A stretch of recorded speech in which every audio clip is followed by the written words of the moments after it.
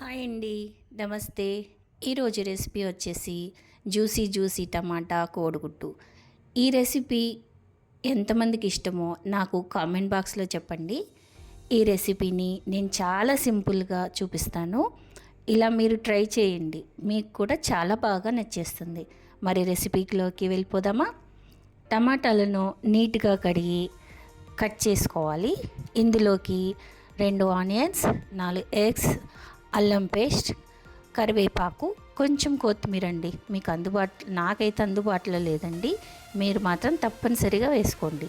చాలా బాగుంటుంది ఆ ఫ్లేవర్, కొత్తిమీర ఫ్లేవర్ టమాటాలో. ఇప్పుడు బాండీలోకి ఆయిల్ని తీసుకోవాలి. కొంచెం ఆయిల్ మంచిగా వేసుకోవాలండి. ఆయిల్ వేడెక్కాక ఆనియన్స్ని వేసుకోవాలి. ఇందులో పసుపు, ఉప్పు, కరివేపాకు, అల్లం పేస్ట్ వేసుకొని అల్లం పచ్చివాసన పోయేదాకా వేయించుకోవాలి.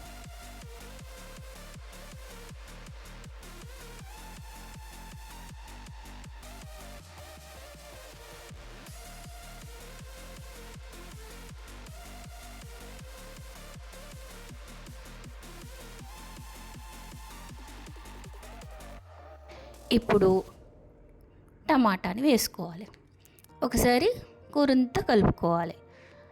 ఆ తర్వాత మూత పెట్టుకొని స్టవ్ సిమ్లో పెట్టుకోవాలండి. ఈ టమాటాలు 10 మినిట్స్ వరకు ఆ మూత తీయకుండా చేస్తే కొంచెం జ్యూసీగా మంచిగా ఉంటుంది. అలా పెట్టడం వల్ల టమాటాలు బాగా ఉడికి మంచి గ్రేవీగా ఉంటుందండి.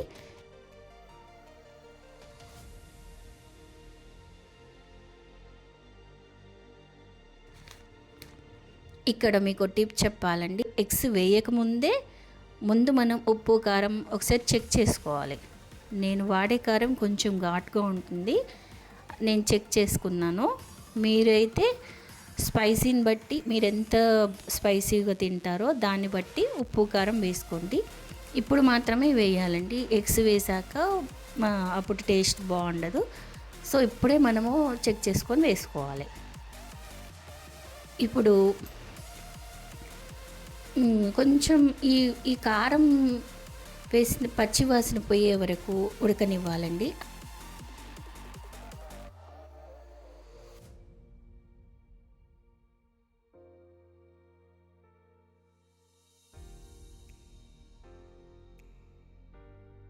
ఆ తర్వాత గుడ్లని ఒకదానికొకటి అంటుకోకుండా కొంచెం దూరంగా పగలగొట్టాలండి. తర్వాత కొంచెం మూత పెట్టుకోవాలి. అవి మంచిగా సిమ్లోనే ఉంచుకోవాలి, వాటిని అసలు కదిలించకూడదు. నాకు ఇవి ఉడకడానికి 10 మినిట్స్ పట్టిందండి.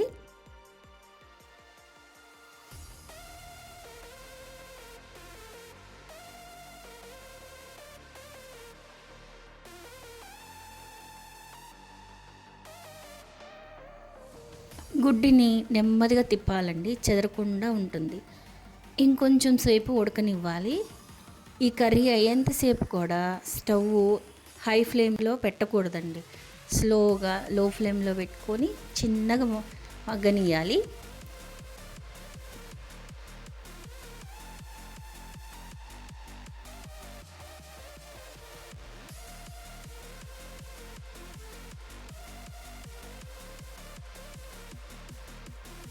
చూసారా, ఆయిల్ పైకి తేలింది.